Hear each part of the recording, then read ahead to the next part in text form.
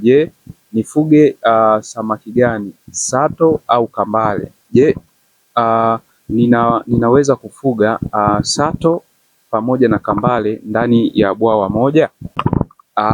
Leo nataka kujibu maswali matatu ambayo yanakuwa ni maswali muhimu sana, ambayo hata wewe pia ambayo unatizama kipindi hiki utakuwa unatamani sana kuweza kuelewa. Swali la kwanza ambalo nitalijibu, watu wengi wamekuwa wakiuliza, je, ninaweza kufuga sato pamoja na kambale ndani ya bwawa moja? Swali la pili ambalo limekuwa likiulizwa sana, je, afuge samaki yupi kati ya sato au kambale, yani kibiashara? Na swali la mwisho, watu wengi wanapenda kwa nini nifuge jinsia moja. Kwa hiyo maswali haya nitayajibu katika kipindi hiki. Swali la kwanza, naweza kufuga kambale pamoja na sato katika bwawa moja? Kitaalamu jibu ni hapana. Inakuwa ni vigumu sana kuweza kufuga sato pamoja na kambale, mbali tuna ugumu namna ya ukuaji wao, kwamba kambale anakuwa haraka kuliko sato, kwa hiyo hata ishu za chakula zitakuwa ni changamoto. Mbali na hayo pia sato kambale ni samaki ambaye pia anakula nyama, kwa hiyo kambale atakuwa anakula nini?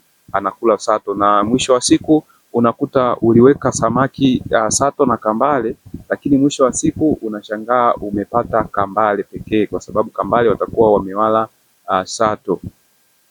Swali la pili ambalo limekuwa likiulizwa sana ni kwamba, je, nifuge samaki gani, sato au kambale? Hapa sasa hii huwa inategemea na wewe mwenyewe kulingana na location uliopo. Kwa mfano, kuna baadhi ya location ambazo unakuta masuala ya dini kidogo, kwa sababu kuna baadhi ya dini hawatumii kambale. Mfano Wasabato, ukiacha mbali Wasabato, hata Waislamu pia hawatumii. Kwa hiyo kwa sehemu kubwa wanatumia madhehebu ya Kikristo.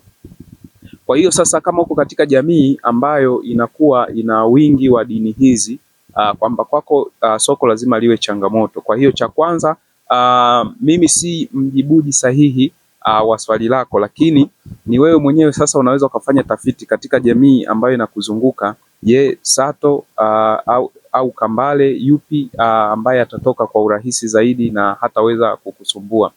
Lakini faida ya sato, wengi wanapendelea kuja kwenye upande wa sato kwa sababu sato analiwa na dini zote, wala habaguriwi kama anavyobaguriwa kambale. Kwa hiyo kwa ushauri wangu sitaki kukuambia fuga kambale au fuga sato, bali wewe ndio unatakiwa ujiulize katika jamii ambayo inakuzunguka, ni sato au kambale ambaye hata kusumbua sokoni. Kwa hiyo cha kwanza unaangalia soko linataka nini, na baada ya kugundua soko linataka nini, basi na wewe ndio unafata soko linavyotaka. Na swali jingine ambalo wamekuwa wengi sana wakiuliza, especially hata hapa nimekutana nalo, watu wamekuwa wakiuliza kwamba kwa nini nifuge jinsia moja, samaki wa jinsia moja? Kwa nini nifuge samaki wa jinsia moja? Na wengine wameenda mbali zaidi wakiwa wanatamani kwamba waweke mchanganyiko, yani majike na madume, ili wawe wanaweza kupata na nini, wawe wanaweza kupata na mbegu. Sasa changamoto ambayo inatokea hapa, kwa nini tunapenda sana kufuga samaki ambao wanakuwa ni jinsia moja, especially madume pekee? Sababu ya kwanza, samaki anazaliana kwa kasi sana. Kwa mfano bwawa langu hili hapa lina uwezo wa kuchukua samaki jumla ya samaki 1000. Sasa nikiweka samaki ambao wanazaliana, inamaanisha humu nitashindwa kumanage kwamba nina samaki wangapi, kwa sababu samaki mmoja ana uwezo wa kuzaa watoto wengi zaidi. Sasa kama nina samaki 1000 alafu stili wanazaliana, wakati vipimo vya bwawa langu vinakuwa vinaelekeza kwamba inahitajika samaki 1000 kulingana na hizi square meter hapa. Kwa hiyo sasa nikiweka jinsia mbili tofauti, inamaanisha watazaliana. Kwa hiyo hii itakuwa kuna shida sana kwenye chakula. Kwa hiyo na hivyo utakuta hawa samaki wengine baadhi wanadumaa. Kwa hiyo ukifuga jinsia mbili tofauti, kwamba kuja kupata samaki ambaye anakuwa na uzito mzuri inakuwa ni changamoto kwa sababu ya ishu za chakula, ishu za spacing na kadhalika. Kwa hiyo inapendekezwa sana kibiashara, ni vyema ukafuga samaki ambao wanakuwa ni jinsia moja, ili basi uweze kupata samaki ambao wanakuwa wana uzito mzuri na uweze kuwa manage vizuri, kuliko kwamba ukiweka ambao wanazaliana.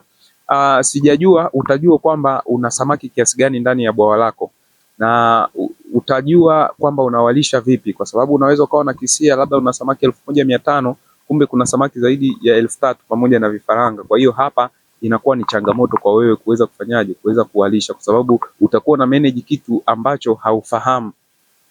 Na faida nyingine ya kufuga ama jinsia moja pekee ni kwamba unaweza ukadrafti kuanzia ukiwa mezani kwamba mradi wako una uwezo wa kutumia kiasi gani mpaka siku unavuna, kwa sababu tunafahamu kwamba una samaki 1000. Kwa hiyo na unaweza ukafahamu kwamba kwa samaki mmoja anakula kiasi gani. Kwa hiyo unaweza ukadrafti na ukaweza kupata gharama zote ambazo zinakuwa zinahitajika katika mradi wako. Kwa hiyo hiyo ndio faida ya kufuga samaki jinsia moja. Kwa hiyo kwa wale nimekuwa nikikutana na maswali mengi sana kuhusiana na nataka nifuge samaki wa jinsia zote mbili. Hata hapa pia hilo swali nimekutana nalo. Kwa hiyo jibu lake sahihi ndio hilo.